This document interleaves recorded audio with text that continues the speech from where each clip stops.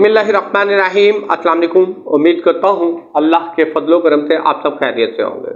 वो एक शख्स था जो आमिर के खिलाफ डट खड़ा हुआ था। उसने अदलिया की साख को बहाल रखने के लिए अपना सर झुकाना कबूल नहीं किया था। उस शख्स की वजह से वकला की तहरीक ने पूरे मुल्क को अपनी लपेट में ले लिया था। पूरी कौम को इस तहरीक में जोग शामिल होते हुए हमने देखा है और ये भी देखा है कि किस तरह से लोग ये मुतालबा कर रहे थे कि चीफ जस्टिस इफ्तिखार मोहम्मद चौधरी को उसके ओहदे पर बहाल किया जाए। वकला की तहरीक के दौरान ये नारे लगाए जा रहे थे कि अब अदलिया आज़ाद होगी, इंसाफ के लिए काम होगा, मुल्क तरक्की करेगा।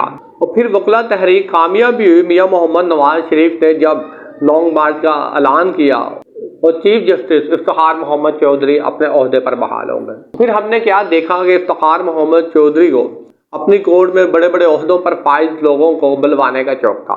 हुक्म दिया जाता, बुलवाया जाता, उनकी सरजंशिश की जाती, डांटा जाता। यहाँ तक कि साबिक वज़ीर आज़म यूसुफ रज़ा गिलानी को 2-3 मिनट की सजा सुनाकर नाअहल कर दिया गया। सजाएं भी ऐसी सुनाई गई कि तराजू के दोनों पलरों को मतवाज़न रखा जाए। और पाकिस्तान की तारीख में ये वो वाहिद चीफ जस्टिस ऑफ पाकिस्तान था जिसके पास इतना मौका था कि सुप्रीम कोर्ट के बाद निचली सतह पर जितनी भी कोर्ट्स हैं उनकी इस्लाह करते, इंसाफ का निज़ाम मजबूत बनाते।